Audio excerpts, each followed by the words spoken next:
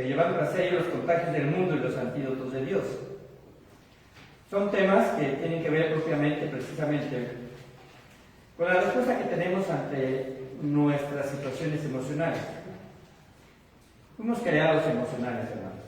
Fuimos creados emocionales. Lo expresamos de diferente forma dependiendo de nuestros diferentes temperamentos. Algunos pueden ser hipersensibles, en el sentido quizás de ser más melancólicos, en el hecho de ser quizás más susceptibles, ¿verdad?, a ser heridos con más facilidad, quizás otros no tanto.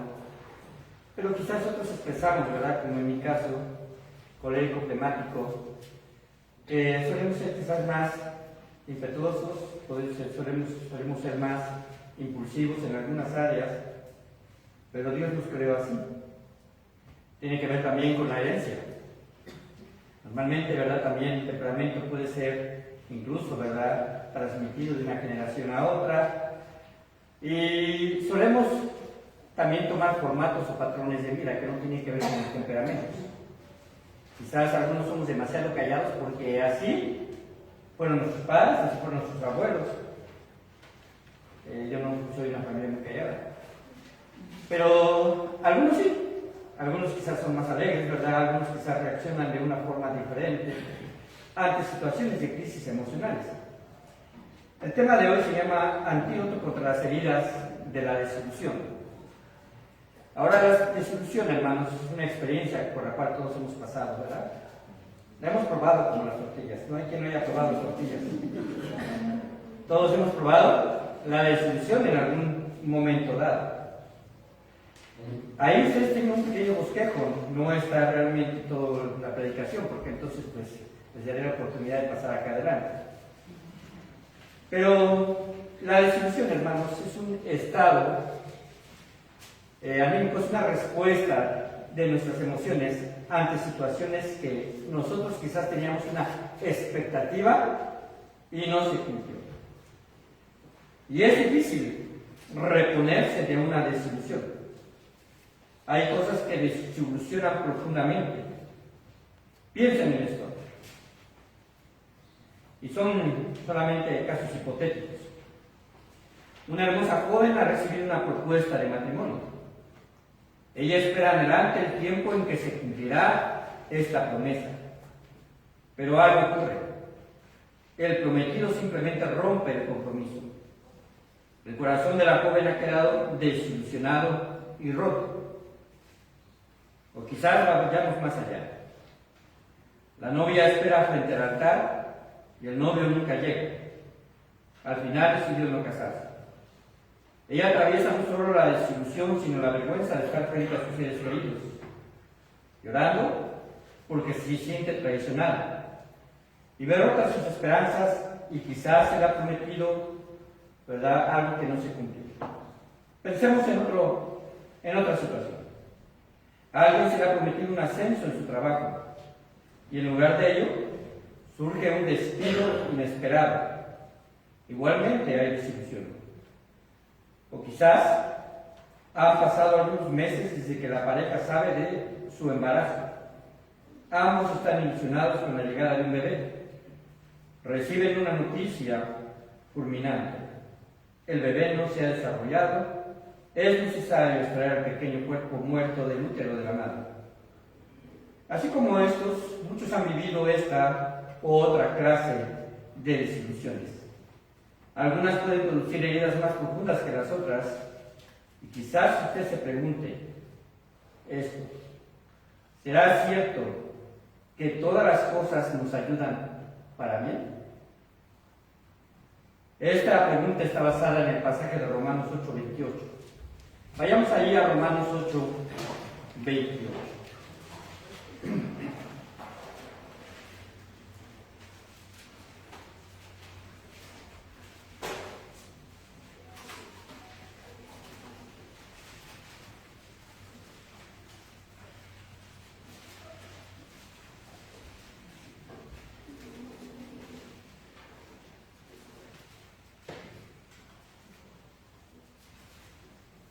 Léalo conmigo en voz alta desde sus lugares.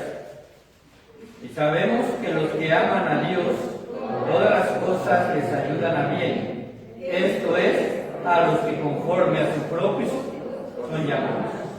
A los que conforme a su propósito son llamados. Esto, hermanos, es una promesa, pero no es una promesa general. Ahí hay precisamente algunos lineamientos, ¿verdad? Algunas limitaciones, porque no es una promesa dada a todos. ¿Por qué dice el versículo 28?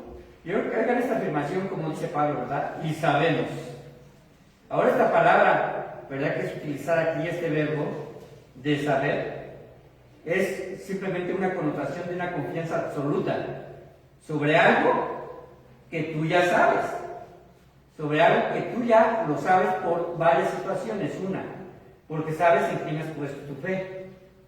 En alguien que no es capaz de romper ninguna de sus promesas. Porque sabes que en otro tiempo Dios ha cumplido también sus promesas al cuidarte, al protegerte, al ser nuestro pastor.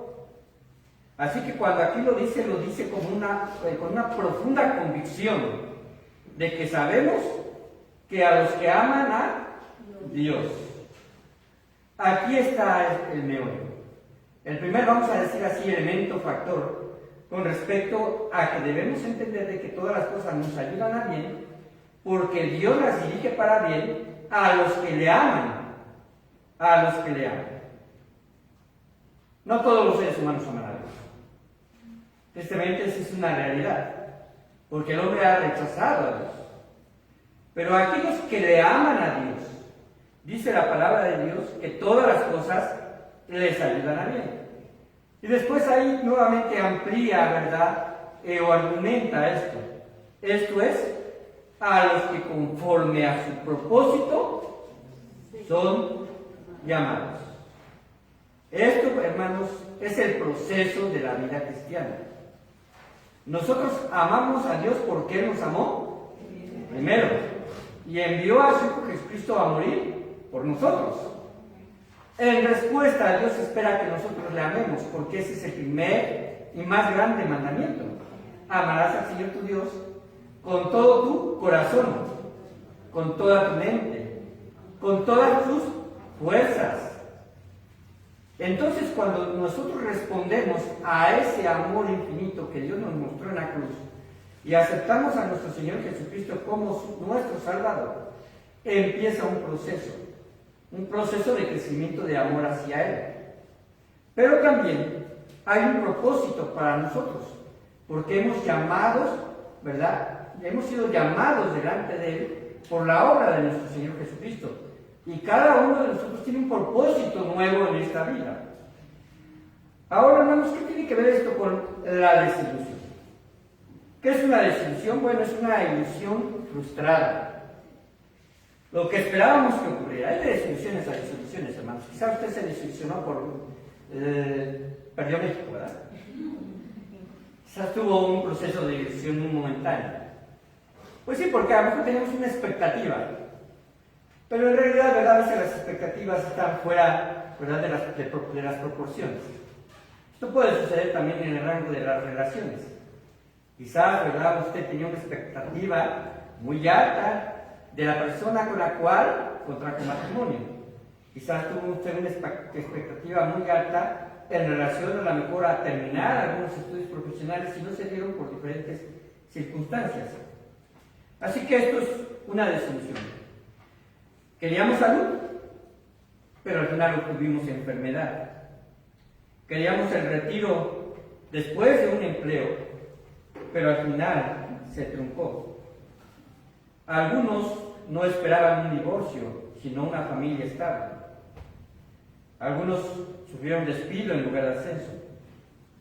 Pero ¿cómo podemos manejar o qué hacemos con nuestras desilusiones? Creo que la historia de José es una historia muy adecuada sobre alguien que debería sentirse desilusionado de sus relaciones familiares, de su trato con sus empleadores e incluso podemos decir desilusionado de Dios. ¿Por qué? Porque la historia de la familia de Jacob giraba alrededor del trato que Dios tuvo sobre José. Vayan ustedes al libro precisamente de Hechos, capítulo número 7, versículo número 9 y 10. Y solamente el 10 en la primera parte. Hechos, capítulo 7, versículo número 9 y 10.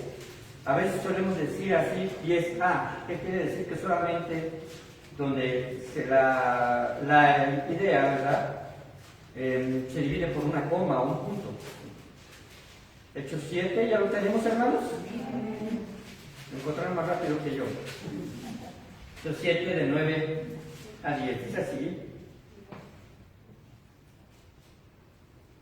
Mas yo, 9, perdón.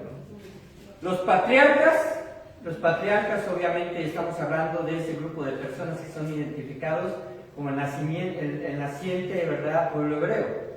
Los patriarcas, movidos por envidia, vendieron a José para Egipto, pero Dios estaba con él. Observen esta frase. Pero Dios estaba con él y le libró de todas sus tribulaciones. Hasta ahí, en la parte A. Aquí podemos ver cómo Esteban, ¿verdad?, al presentar defensa, está mencionando la historia del pueblo de Israel. Menciona a los patriarcas como a los 12 hijos de Jacob, de donde descendieron las 12 tribus. Ahora, ¿por qué quise empezar con esta porción y no con Génesis 37, que en realidad vamos a irlo a ver? Pero por esa frase que es significativa. Pero Dios estaba con él. Esta verdad es una convicción en la vida de José. Fue el centro de su fortaleza espiritual frente a los problemas. Dios estaba con él.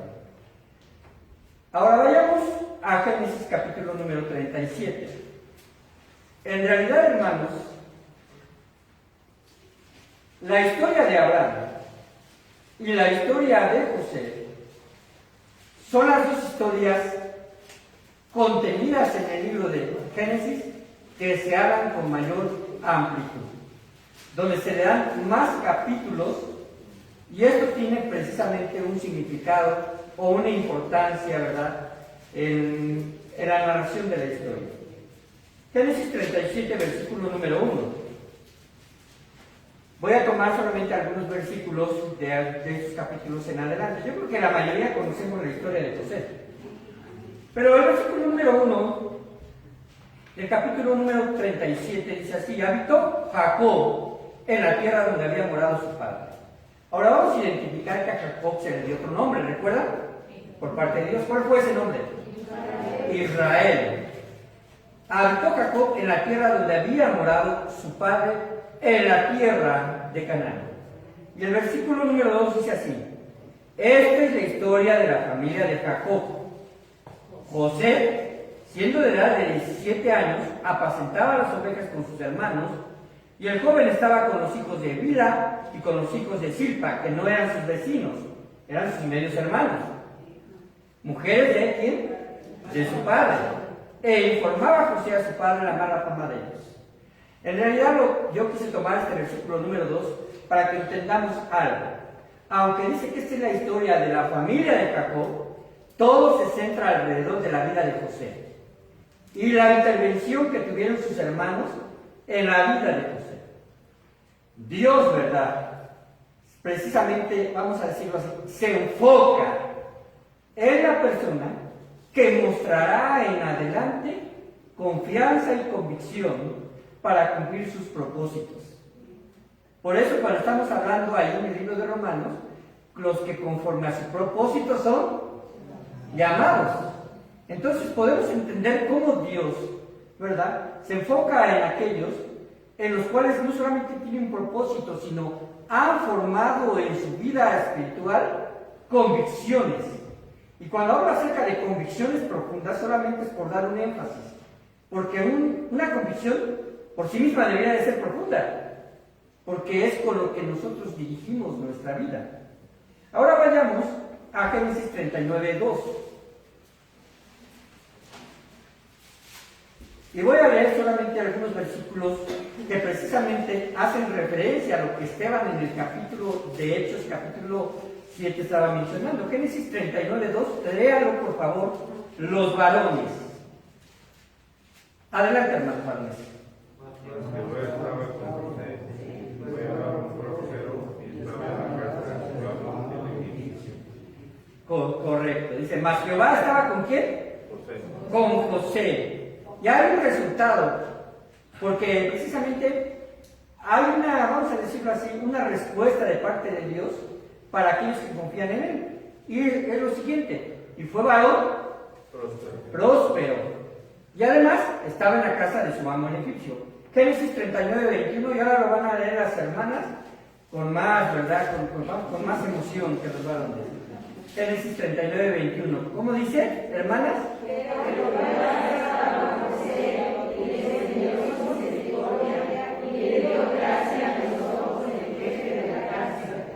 Ok, dice, pero Jehová estaba con José. Y nuevamente hay una respuesta. ¿Y extendió qué? Su misericordia. Primero dice que fue varón próspero. Pero ahora dice que le extendió su misericordia. ¿Por qué? Porque la situación social en la que estaba cambió. No sé si se dieron cuenta, pero primero estaba en la casa de Potifar, su amo. Ahí tenía toda la libertad. Y podía hacer cualquier cosa porque era el segundo en la casa de Potifar. Pero en la cárcel era diferente, era una situación bien diferente. Esto nos hace pensar en que hay altibajos en la vida de cualquiera. Altibajos en los cuales puede haber a lo mejor una situación muy estable, pero puede haber una situación de alguna crisis. Ahora vayamos a Génesis 39:23. Regresemos un poco. No, perdón, avancemos un poco, 39:23. Leamos ahora todos juntos, ¿verdad? Con emoción. Hermanos, no necesitaba...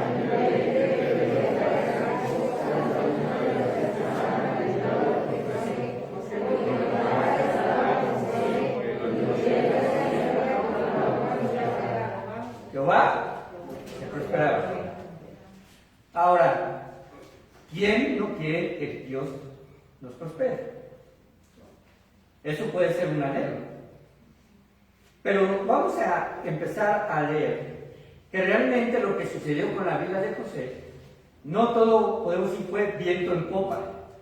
En realidad fue una persona que fue movida de su lugar de origen, que fue llevada en contra de su voluntad, que atendió las cuestiones de un primer amo, Potifar, que después atendió las cuestiones precisamente debajo de las órdenes del jefe de la cárcel, y posteriormente, ¿verdad?, fue dejado ahí 2 años.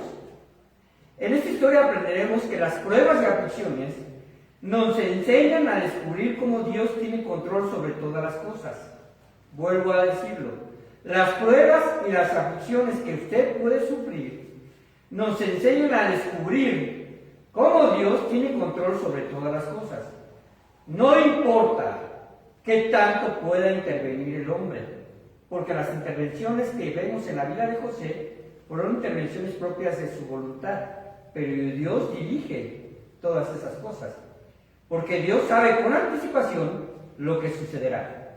La historia de José es una historia de celos por parte de sus hermanos, de mentira por lo que le dijeron a Jacob.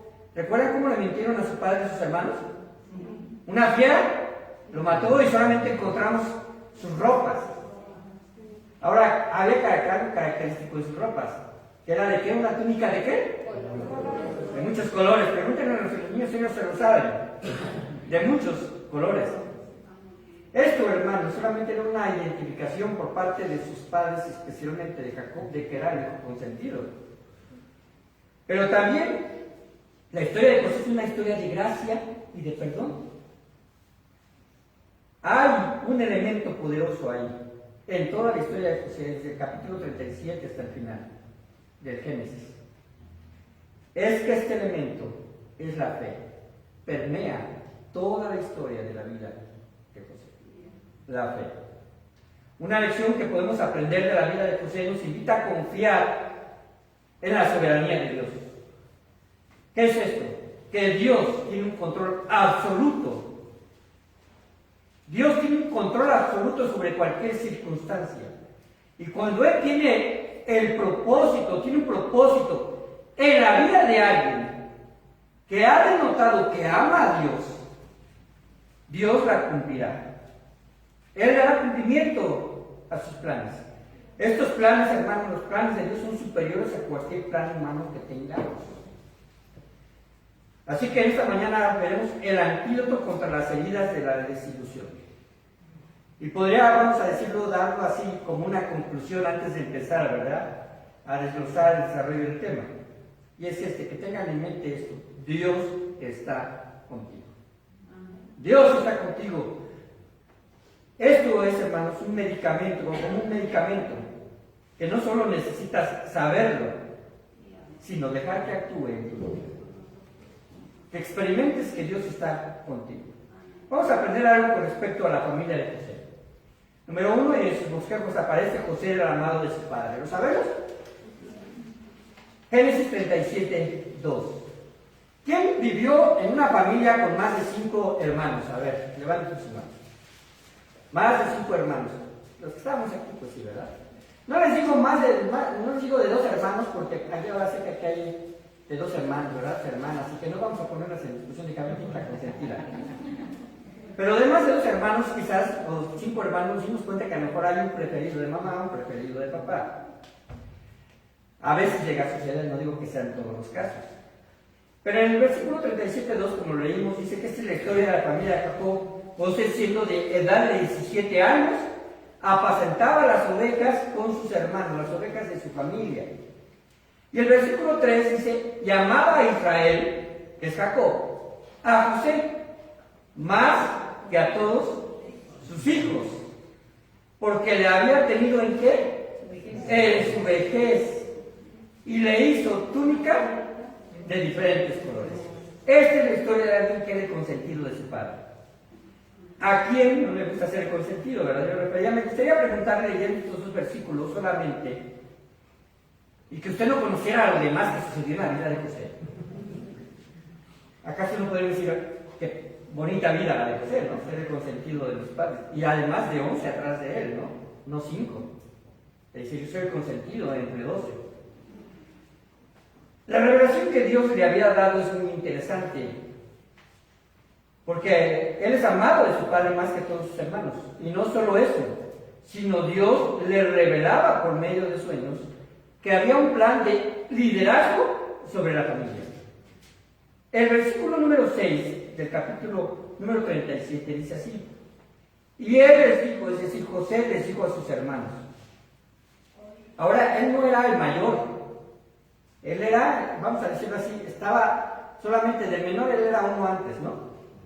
De Benjamín. Dice así: y él les dijo: oíd ahora este sueño que he soñado. He aquí que andábamos manojos en medio del campo, y aquí mi manojo se levantaba y estaba derecho, y que vuestros manojos estaban alrededor y se inclinaban al mío. Y el versículo 9 dice: soñó aún otro sueño, y le contó a sus hermanos diciendo: he aquí he soñado otro sueño, y aquí que el sol y la luna y 11 estrellas se inclinaban a mí.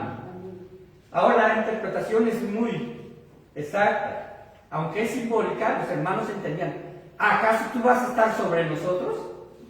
Si usted tuvo 5 hermanos o 6 hermanos y el más chiquito se le dice: ¿sabes que tú me vas a obedecer? Era algo así similar, ¿no? ¿O sabes que tú me vas a servir cuando yo sea grande? Y después, cuando habla del sol y la luna, su padre también se molesta y dice: ¿acaso nosotros, siendo tus padres, habremos de inclinarnos delante de ti? Ahora esa fue una revelación de parte de Dios. En el Antiguo Testamento Dios se revelaba de muchas formas y de muchas maneras. Dice la palabra de Dios en Hebreos capítulo número 1. Hablando por los profetas, hablando por sueños, hablando por visiones. Pero dice que en estos posteros tiempos nos ha hablado por él, Hijo, a quien constituyó heredero de todas las cosas. El punto número 2, entonces, vemos que hay una situación familiar que no es, vamos a decirlo, muy positiva para con José, porque José fue aborrecido por sus hermanos. Y aquí podemos entender, ¿verdad?, lo primero que podría aparecer en la vida de José como una desilusión. A José no le convino ser el hijo predilecto de su padre. No le convino. Esto creó enemistad y celos. Sus hermanos, dice la palabra de Dios, que le aborrecían. Le aborrecían. Ahora, no es que tuvieran envidia de que fuera el consentido. La envidia pasó a otra escala. La envidia pasó a aborrecer. Y el aborrecer, ¿verdad?, se convirtió en pensamientos homicidas hacia José, porque intentaron matarlo. En Génesis 39:4 menciona esto: y viendo sus hermanos que su padre le amaba más que a todos sus hermanos, le aborrecían y no podían hablarle pacíficamente. O sea, cada vez que trataban con él, le tiraban, ¿no? Realmente no lo querían. Y sus hermanos le tenían envidia, mas su padre meditaba en esto. Su padre se dio cuenta de este aborrecimiento, Fue tal el grado del sagrado y el aborrecimiento de sus hermanos que pensaron en matarlo. Si no fuese por su hermano Rubén, el mayor, ¿verdad?, que intervino, que intercedió por su vida y solamente lo pusieron en una cisterna. Ahora, una cisterna en medio del desierto, hermanos, no era una cisterna construida por manos. Eran cavidades naturales que se daban cuando precisamente el agua corría por debajo de las rocas o de las peñas y quedaban algunos cubículos, vamos a decirlo así, húmedos, en donde se tenían que bajar por medio precisamente de lazos a recoger agua, y en este caso metieron también a José. Entonces José estaba abajo entre la semioscuridad, solamente entraba un hato de luz, ¿verdad?, sobre la superficie. Ahí lo violentaron y ahí lo pusieron. Así que vamos a aprender de las circunstancias que vivió. Dice la palabra de Dios que pasaron unos benjamitas, una tribu de nómadas, que en ese tiempo se daba, vamos a decirlo así, el negocio de los esclavos. Iban de un lado para otro, conseguían esclavos de diferentes naciones, e iban y los vendían precisamente a las naciones que contaban con esclavitud como un medio de riqueza y de poder trabajar, al poder trabajar a las personas, ¿verdad?, en los trabajos que quizás sean los más difíciles de llevar. Los benjamitas precisamente eran mercaderes, y los hermanos de José decidieron que venderlo. Lo sacan y se los venden a los ismaelitas. Ahora, quiero que entendamos que hay algo bien importante. Alguna vez vimos la tipología de nuestro Señor Jesucristo en el Antiguo Testamento. Y la tipología es una sombra, ya sea de personajes o de eventos, que hacen referencia a la vida de nuestro Señor Jesucristo. Y José es un tipo de nuestro Señor Jesucristo. Igualmente Jesús fue aborrecido por los suyos. A los suyos vino y los suyos no le recibieron. Y fue llevado también, ¿verdad?, no a Egipto, pero fue llevado a la cruz, fue llevado a un juicio. Ahora, en ese transcurso, José, ¿verdad?, llegó a un lugar, a Egipto. José viviría como esclavo, pero también como preso. Parece que la vida de José es un sube y baja. Quizás se sintió feliz de conservar la vida y de que, bueno, prefiero que me vendan. Pero el hecho de ser esclavo y verse forzado a caminar por el desierto hasta llegar a Egipto, eran situaciones realmente de pruebas físicas tremendas. Cuando la gente, ¿verdad?, mercadeaba con personas, prácticamente los llevaba a rastras detrás de sus camellos. Los llevaban atados con cuerdas y sus pies, ¿verdad?, atados de tal forma que solamente puedan dar pasos cortos para que no puedan correr y evitar que huyan. Un desierto, ¿verdad?, no es un lugar que uno que acostumbraría a caminar, ¿verdad?, para hacer ejercicio, sobre todo en las horas del día. Los desiertos, y el desierto especialmente el desierto de Egipto, que vamos a decirlo así, aunque tiene otro nombre, el desierto de Sir, ¿verdad?, el desierto del sur, el desierto del Sinaí, que es la parte de la península del Sinaí, pero Egipto se encuentra en la parte norte de África, donde se encuentra el Sahara. Y las ciudades más importantes siempre van a estar, y siempre han existido hasta el día de hoy, en las riberas del Nilo, porque es donde podían conseguir agua. Prácticamente todo lo demás, ¿verdad?, es desierto. Pero tenían que caminar hacia allá. Esas tierras, ¿verdad?, pues simplemente están ahí divididas por lo que se conoce como el delta del Nilo, la parte más fértil de Egipto. Así que habría que llegar hasta allá. Ahora, él se vio forzado a caminar por el desierto hasta llegar a Egipto. Ahora, esta situación de verse forzado a caminar hasta Egipto, ¿fue parte de su sueño? No fue parte de su sueño. Dios le reveló un sueño, que él estaría sobre su familia. Pero no fue parte del sueño el proceso para llegar a cumplir ese sueño. Ahora, si usted tiene verdad y usted ama a Dios, eso es un propósito en su vida. Pero se dará cuenta que quizás hay situaciones que Dios quiere que nosotros vivamos. ¿Para qué? Para que adquiramos una madurez suficiente para llegar al propósito que Dios quiere. Así que la respuesta es esta. Parece simple, ¿verdad? Y la da José. ¿Cómo José respondió ante esto? Piensen ustedes, piensen en José. Los que sean ustedes José y yo José. Nos llevan atados. Si acaso con algunos sorbos de agua y un poco de comida para hacernos sobrevivir. Llegamos al punto donde llegamos al mercado de esclavos. Ahí nos colocan y nos dan baños de agua para mantenernos a nosotros quizás un poco más, vamos a decirlo así, más despiertos. Y nos untan el cuerpo con grasa de camello para que sobresalgan nuestras actitudes físicas, porque eso era lo que hacían. ¿Para qué? Para que presenten la mercancía, ¿verdad? De una forma, vamos a decirlo así, más deleitosa. Y llegan y son presentados y llegan a lo mejor gente de otros lugares a conseguir esclavos. Y entre ellos siervos de Potifar, porque después es llevado delante de Potifar. Y es llevado José ahí. La pregunta es, entre tantas personas que compraban esclavos, ¿por qué fue Potifar? Porque Dios mueve las circunstancias.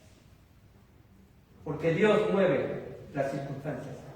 Ahora, ¿era un punto en el que José debería de sentirse desilusionado de su familia? ¿Qué piensan? Yo creo que sí me siento desilusionado. ¿Sabes qué? Ya no los vuelvo a ver toda mi vida. ¿No? O sea, me trataron de matar. No puedo ni regresar. No puedo ni regresar. No estoy con libertad. Un joven de 17 años. Pero ¿cuál es su respuesta? Vean Génesis 39:9. Vayan a Génesis 39:9. Ya está en la casa de Potifar. Ya se le ha dado un lugar encumbrado porque él prosperaba y todo lo que tocaba, Jehová lo hacía prosperar. Halló gracia en los ojos de Potifar y le servía. Y Potifar responde, ¿verdad?, con respecto a esa gracia. Y él le hizo mayordomo de su casa y entregó en su poder todo lo que tenía. Estoy leyendo el versículo 4 del 39. Pero acontece algo en su vida. Y aconteció que desde cuando le dio el encargo de su casa y de todo lo que tenía, Jehová bendijo la casa del egipcio, a causa de José. Cuando un hijo de Dios ama a Dios y él tiene un propósito, nunca dejará de darle de su gracia. Pero el hecho de que no nos deje dar de gracia no quiere decir que no vengan problemas. Y además bendice a los que están alrededor de él. Bendijo todo lo que estaba sobre lo que tenía, así en casa como en el campo. Y dejó todo lo que tenía en manos de José y con él no se preocupaba de cosa alguna, sino del pan que comía. Y voy al versículo que les mencioné, el versículo 9. Porque la mujer de Potifar, ¿verdad? A la mujer de Potifar le gustó José. Esa es la situación, le gustó José. Entonces puedo pensar que era apuesto, ¿no? La mujer de Potifar quiso dormir con él. Y además le importunaba. Pero, ¿cuál fue la reacción de José? No hay otro mayor que yo en esta casa. Él sabe en qué posición está. No hay otro mayor que yo en esta casa. Y ninguna cosa me ha reservado sino a ti, por cuanto tú eres su mujer. ¿Cómo pues haría yo este grande mal y pecaría contra quién? Contra Dios. Vamos a detenernos un poco. Aquí se muestra una gran convicción y la formación de un carácter muy maduro de parte de José. Porque la prosperidad que vino de parte de Dios era evidente, ¿cierto o no? Él podía hacer lo que quería, entrar a casa, y estamos hablando de Potifar, de una persona encumbrada con muchos siervos. Podía disponer el dinero y decir, hoy voy a invertir en esto, y Potifar estaba contento. no tengo que tomar en cuenta en él todo lo tiene él, tiene la libertad, tiene mi confianza. Pero sin embargo, ¿verdad? Aún en las cosas malas Dios tiene control, porque Satanás, ¿verdad? Metió un mal deseo en la vida, en la mente, quizás, ¿verdad? De la esposa de Potifar. Pero la condición de José era la siguiente: no voy a pecar contra Dios. Era evidente esto. Lo podemos notar más adelante cuando es llevado a la cárcel a ser acusado injustamente por la esposa de Potifar. Y cómo permaneció 2 años en la cárcel. De ser el segundo en la casa de Potifar, pasó a ser un preso, viviendo entre inmundicia, porque no eran cárceles como las de ahora. Vivían en inmundicia, vivían bajo una gran, vamos a decirlo así, paredes húmedas, acompañados de delincuentes. El proceso puede ser quizás incomprensible, el proceso que está llevando, ¿verdad?, José. José actuó como Dios esperaba que actuara, ¿cierto o no? Y sin embargo fue a la cárcel. ¿Acaso no debemos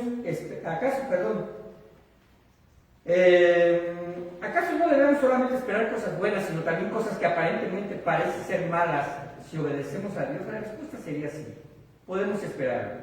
Desde nuestra perspectiva, ¿verdad?, es difícil, pero desde la perspectiva de Dios tendremos que pasar pruebas para que lo bueno se convierta en lo mejor. Él estaba muy bien en casa de Potifar, pero no era lo mejor, no era lo que Dios había preparado para él y para cumplir los planes de Dios, porque estaba llevando a José por un camino, ¿verdad?, sinuoso, hasta el final, donde ustedes conocen la historia, ¿verdad?, donde él salvaría al pueblo hebreo, a su familia. Así que el propósito de Dios empieza a aclararse. El propósito de Dios empieza a aclararse para José. Génesis 41, 16.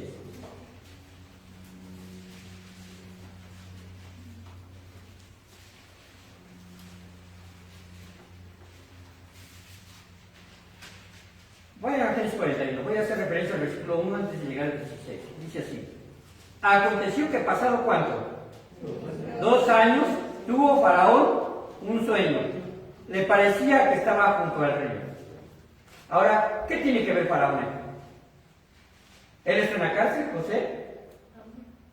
Y hay 2 hombres importantes ahí. Porque la historia continúa de la siguiente manera. En la cárcel conoció al copero y ¿a quién más? Al panadero. Ahora, el copero se refiere al que servía el vino. Ellos tuvieron cada uno un sueño en particular. La pregunta es: ¿quién le dio el sueño al copero y quién le dio el sueño al panadero? Dios. Esa es la respuesta. Ya no se ve que José sueñe. Ha cambiado ahora no ser el receptor, sino el interpretador. Y en adelante va a ser así. Entonces recibe un sueño y Dios, ¿verdad?, le da la capacidad de interpretar esos sueños. Dios estaba moviendo el telar. ¿Por qué digo eso?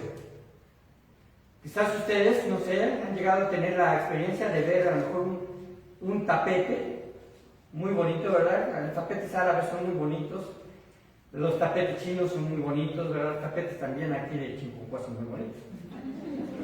Ahora, usted ve el tapete hacia acá y ve una imagen muy bonita.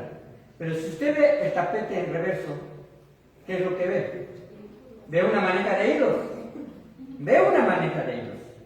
A veces yo me pregunto, ¿cómo es que las personas que hacen estas cosas trabajan con las manejas de hilos y van dándole forma? ¿No? Pues eso es muy interesante. La cuestión es esta. La cuestión es que como José vemos los hilos, pero Dios ve frente. Dios ve el producto terminado. Así es Dios. Ahora, Dios ya tiene ese diseño. La imagen del diseño empezaba a descubrirse para José apenas. Por lo que José hizo una petición al copero, porque interpreta los sueños. El copero, ¿verdad?, sueña que está delante del rey y al final, como también el panadero sueña lo mismo, pero primeramente le da la interpretación al copero y es una interpretación para bien. Te van a restituir y vas a estar con el rey. Y el panadero dijo, pues yo también tuve un sueño, a ver, dime mi sueño. Pensaba que a lo mejor iba a interpretar para bien, según la palabra de Dios aquí dice en el capítulo 40. Sin embargo, le dice, tú morirás, en 3 días morirás. Y así sucede. Y en 3 días puedes restituir el copero. Pero le hay una petición de parte de José al copero. Dile a Faraón, habla de mí a Faraón. Versículo 14 del capítulo 40. Acuérdate pues de mí cuando tengas ese bien. Y te ruego que hicieras conmigo ¿de qué? De misericordia. Y hagas mención de mí a Faraón y me saques de esta casa. Ahora, aquí hay precisamente, ¿saben que Dios es un Dios de relaciones? Porque no era para llegar a casa de Faraón nuevamente. Va más alto.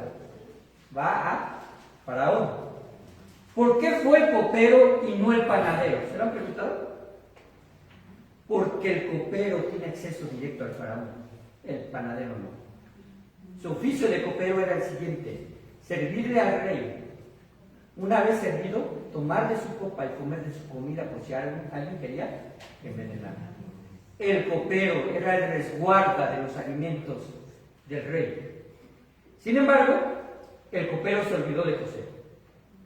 2 años estuvo ahí en la cárcel porque el copero no habló de José a Faraón. Ahora la pregunta es, ¿Dios conoce los tiempos? Sin lugar a duda. Sin lugar a duda. Sin embargo, piensen en esto. Yo le hice un bien al copero, podría pensar José, y no han venido a mí a darme ninguna respuesta. ¿Me sentiré desilusionado de haberle hecho un bien? Quizás podemos decir sí. Sin embargo, las decisiones venían por las malas actitudes de los hombres, no de Dios. No era Dios. José esperó pacientemente. Su percepción de José era esta: yo quiero ser libre de nuevo. Esa es su percepción de José. Pero la percepción de Dios y la intención de Dios es ponerlo en lo más alto del imperio egipcio. Es bien diferente, ¿verdad? La historia continúa. José interpreta un sueño del faraón, un sueño que nadie habría de poder interpretar sino solo Dios. ¿Se acuerdan del sueño? Las vacas flacas y las vacas gordas, o las vacas gordas y las vacas flacas en orden, ¿verdad? ¿Por qué? Porque en ese sueño la interpretación precisamente es que José, ¿verdad?, es llevado delante de Faraón porque no había quien interpretara el sueño del Faraón y no podía dormir. Ni siquiera sus adivinos, sus magos, nadie podía interpretar este sueño. Y Faraón, ¿verdad? Y el copero se acuerda entonces de José. Y le dice, hay un hombre que está en la cárcel, que sabe interpretar sueños, porque Dios está con él. Y manda a traer precisamente a José. La interpretación es muy sencilla. Le dice que habrá 7 años de abundancia, de gran abundancia. Y después le sobrevendrán 7 años de gran escasez. En ese tiempo de abundancia, ¿verdad?, le dice al faraón, ahora manda que se guarde trigo, que se guarden especias. ¿Para qué? Para soportar los años de gran escasez. Y entonces Faraón, ¿verdad?, dice, ¿quién mejor que tú? ¿Quién mejor que tú? Hermanos, yo creo que José no se esperaba quizás esa respuesta de Faraón. José, hermanos, en ese tiempo de gran abundancia, fue el mejor administrador que el imperio egipcio tuvo. El mejor. La gente, cuando llegó el tiempo de escasez, ya no tenía trigos, ya no tenía guardado, ¿verdad?, nada de alimento. Empezó a ir a Egipto porque sabían que ahí había abundancia. Y José empezó a vender. Y el faraón se enriqueció. Y después la gente se le acabó el dinero y empezó a venderse como esclavo a Egipto. Qué interesante, porque esto lleva precisamente a la situación de grandeza del imperio egipcio para la época de Moisés, en donde Dios nuevamente vuelve a mover, vuelve a, vamos a decirlo así, a tener las manos en telar y da otra la salida del pueblo de Israel, bajo otras circunstancias bien diferentes. Aquí el faraón sí quería a José, Y observen cómo entonces después de esto. Ahora, vamos a seguir, ya casi estamos por terminar lo que sí con respecto a la historia. En ese tiempo de abundancia se almacenó alimento para estar preparado en los 7 años de escasez que había después de la tierra. El padre de José, Jacob, quien es llamado también Israel, sufriría la escasez como todos los demás, así que envía a sus hijos a Egipto, en donde había alimento. Sus hermanos de José llegan con el propósito de comprar ese alimento. José los reconoce. Ahora, ¿por qué los reconoce? Porque no cambiaron, o sea, utilizaban las mismas túnicas, se ocupaban de lo mismo, se le hicieron algunas arrugas, pero ahí estaban. Pero José se le había cambiado. Estaba a la usanza de un Egipto, totalmente quitado su cabello. ¿Saben que una parte de los hebreos no es raparse? Pero los egipcios sí. Se le quitaban hasta las cejas y se pintaban. Vean la usanza de los faraones, así era. El vestimenta completamente diferente. Aprendió el idioma de los egipcios. Lo podemos ver más adelante, porque él entendía a los hebreos y entendía a los egipcios.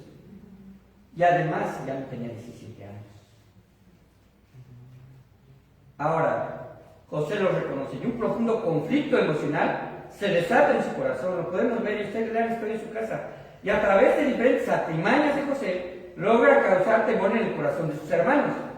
Y al darse a conocer delante de ellos, dice la palabra de Dios que llora y manda traer a su padre. El hijo considerado muerto vive. Quizá José para ese momento tendría entre 45 a 50 años. ¿De qué edad los dejó? 17. Eso no ha cambiado, ¿verdad? De 17 a 50. No ha cambiado. Ahora, cuando se encuentra con su padre nuevamente, habrán de pasar otra buena cantidad de años. Son llevados a Egipto, les dan las tierras de José, las tierras más fértiles de Egipto, porque los egipcios aborrecían a los que eran cuidadores de ovejas, y ellos eran cuidadores de ovejas, pero les es dado lo mejor de Egipto. Ahora Jacob vivió, su padre, después que llegó a Egipto con José, vivió 17 años todavía más. 17 años, vayan sumando, 50 más 17, ¿no? Y José vivió 110 años. Después de la muerte de Jacob, los hermanos de José tuvieron miedo de que su hermano se vengaría del maltrato que le habían hecho en el pasado, que le dieron en su juventud. Así que entonces, vamos a decir, llegamos al final del lienzo, se descubre completamente el lienzo de Dios en la vida de José. José lo alcanzó a ver en plenitud. Vayamos a Génesis 50, del 15 al 20.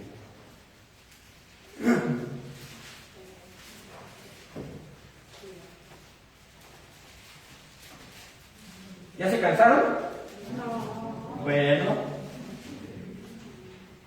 Viendo los hermanos de José que su padre, es decir, Israel, era muerto, dijeron, ¿quizá qué? Quizás nos aborrecerá, o sea, después de tantos años, estuvieron ahí 17 años todavía con él, todavía tenían miedo de este José. Dice, nos aborrecerá y nos dará el pago de todo mal que le hicimos. Es decir, ojo por ojo, diente por diente. Es lo que estaban pensando sus hermanos. Y enviaron decir a José, tu padre mandó antes de su muerte diciendo, así diréis a José. Yo no veo esa reclamación de José antes, de Jacob. Ellos sí lo dijeron, yo espero que haya sido verdad, ¿no? Te ruego que perdones ahora la maldad de tus hermanos y de su pecado, porque mal te trataron. Vamos a decir que Jacob va a intervenir, porque le amó tanto, ¿verdad, José a su padre?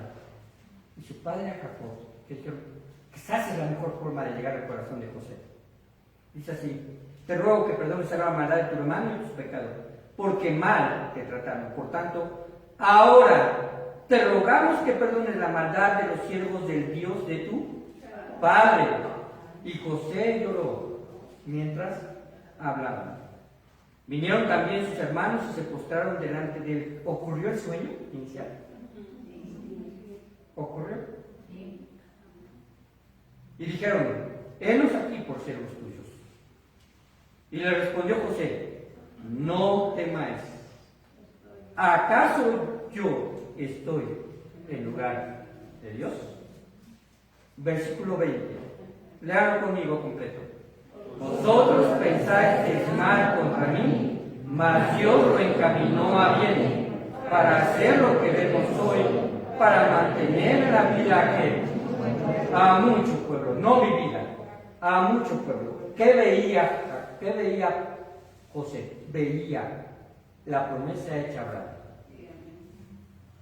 en que se convertiría en una gran nación. José fue el eslabón entre el faraón de la historia de su vida y el faraón de la historia de Moisés. Es el eslabón. Posteriormente Dios le revela que sus huesos serán llevados a Egipto, que los huesos de los patriarcas no serán quedados en Egipto. Fueron llevados a Macpela, en el lugar de Canaán, donde Abraham cumplió una heredad y donde ahí yacen los restos de los patriarcas. Ahora, todo esto es hermoso, porque Dios controla todo. Donde puede haber desilusión para el ser humano, hay victoria en Dios. Conclusión. Este pasaje que acabamos de leer: vosotros pensáis mal contra mí, mas Dios lo encaminó a bien, es el Romanos 8:28 del Antiguo Testamento. Yo amo a Dios y creo firmemente que todas las cosas me salieron a qué? A bien. Esto es, a los que conforme a su propósito son llamados. Yo le invitaría, querido hermano, a que ore cuando esté en una desilusión, porque si ama a Dios, Dios tiene un propósito en su vida. Quizás la experiencia para nosotros sea triste, amarga, quizás solamente usted se vaya a dar cuenta, quizás muchos años después, que fue lo que Dios, que fue lo que mejor Dios, que fue lo mejor que Dios quería para nosotros. Que al final eso es lo que ocurrió. Pero, ¿qué es nuestra parte?